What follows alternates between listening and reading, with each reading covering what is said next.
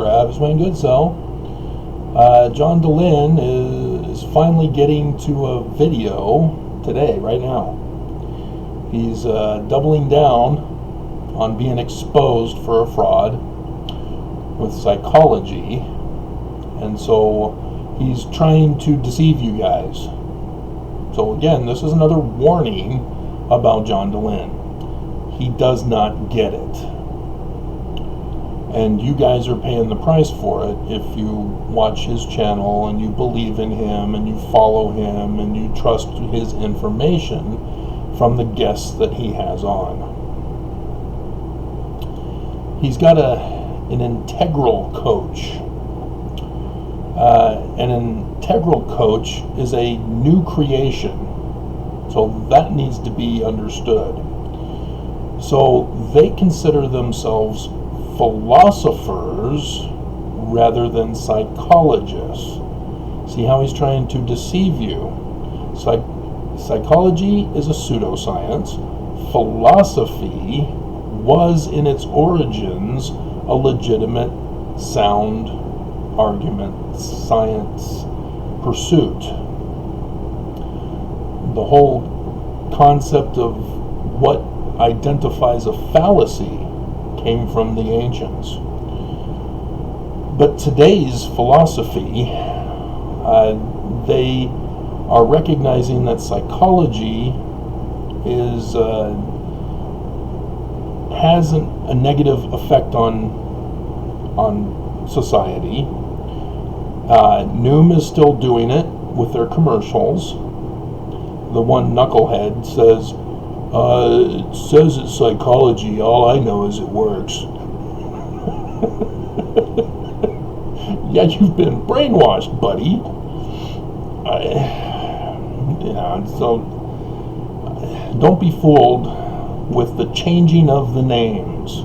Religion does it, government does it, economy does it, all educational fields do it. And very frustrating. And it's designed purposely to deceive people, to create an elite group, and segregate the unlearned. And it says their central tenet is that in order to have a real, lasting impact on another human being, we must consider their full, complete selves. We must see them for who they really are, not only for part of who they are. That can never be done. This is where science differs from pseudoscience. Pseudoscience creates a great idea but can never be implemented because it fails to produce the desired result. Whereas science, you purposely design a theory test so that you can confirm if you're going on the right path or if you're going down a rabbit hole that you need to pull yourself out of and get back on the right track. If you know anything about science and the researching, light bulb failed numerous times until he finally figured out a way that worked. That's for mechanical object type stuff. When you're dealing with the brain, it's a little more complex, and there really is no one who has figured out the complete brain. Not even we ourselves know all about ourselves, even though we are the only ones who have lived our own lives. Our parents can know us to some degree, but they don't know the whole story, because there are times when we are separated from other people. And that's where new experiences are not experienced by others in our lives. and they will never know a whole ton of information. And so these guys are frauds, this integral coaching thing, because it's impossible to ever accomplish. And so they just pretend that it is something that can be done, as they are the masters and we are the unlearned. And so here you have John Dehlin again trying to deceive you with somebody who gives you false hope. I warned you, John Dehlin is a fraud. I know you hate me for it, but I care about you. I'm not asking for money, as John Dehlin is, as the church is. We all know the church does this kind of crap. It's trying to get it through to you of charlatans who prey on the vulnerable. Because when you leave Mormonism, it's a whole new world. And you have to refigure your whole life after you leave Mormonism. Many people stay in the church until they get an idea of what direction to go in. You know, they may start stopping the payment of tithing, for example. They may experiment not wearing their magic underwear and having real underwear, or going commando.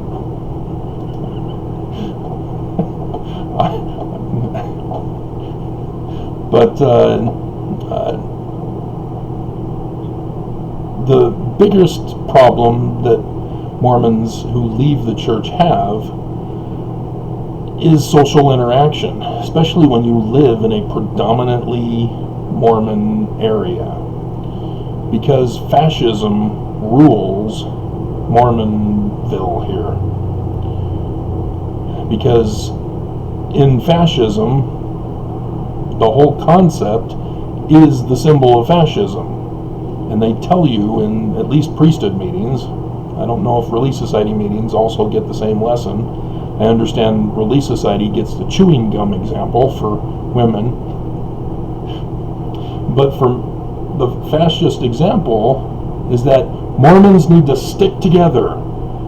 They need to help each other stay intertwined and grouped together as sticks and then bound together. Held hostage? Anybody? Taking away agency? Lucifer's plan of happiness? Anybody? And that if a stick were to leave the group, they would be weak and they would be susceptible to easily being broken. This is how the church brainwashes Mormons with scare tactics and fear-mongering. You know, you don't want to leave Mormonism, it's the true church, it's got the true God. You're going to burn in hell if you leave. You're going to become an apostate. You're going to be an enemy to the church.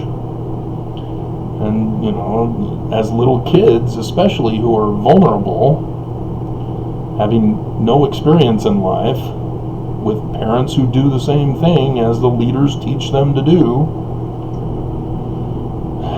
you get a next generation of brainwashed, paranoid Mormons in fear for their eternal salvation. And so this is why Mormon parents, especially Mormon spouses, panic when a spouse drinks a Mountain Dew, takes off their magic underwear to go exercising or play sports or to go swimming or to shower. Oh dear God, when I heard that there were Mormons who shower in their magic underwear because they were afraid to take them off. But this is what John Dehlin is doing. He's trying to make you afraid of the church. See, the church uses the afterlife that you can never know about. John Dehlin uses the church to focus all your anger and hatred. And so you let your guard down as he then implants his philosophy, psychologies, brainwashing in you. And I've gone over what many of those are, such as, pay me money, church is evil.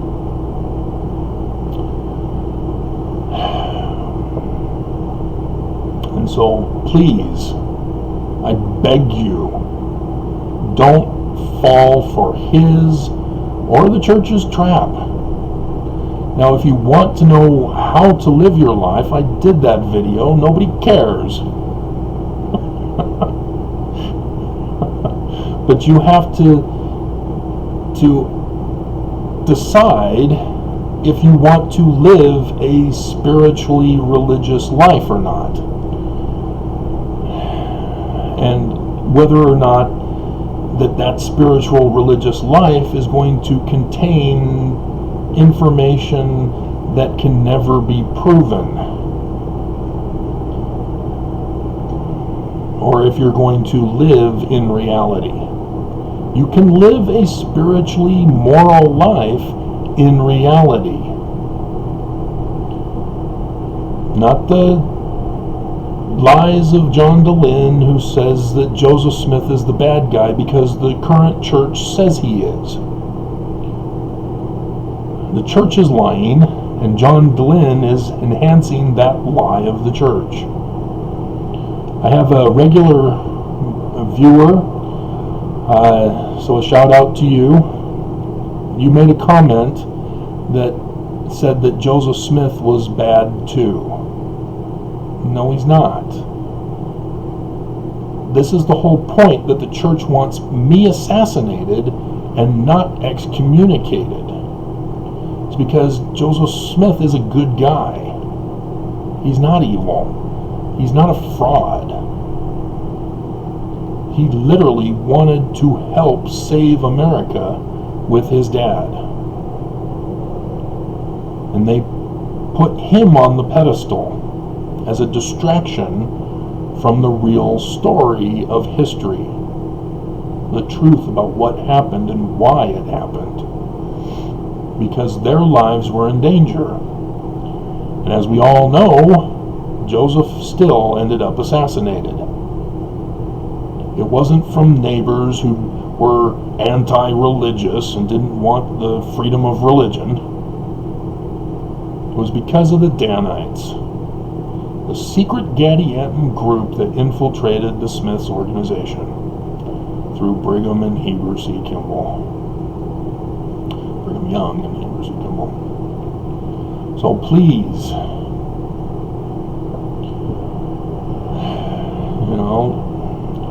I don't lie to you. I don't want to lie, because the information that I'm giving you is what I searched for myself. Because I knew I can't trust the church for information. And in the process of finding out the truth, I then am able to identify that all these other critics are wrong.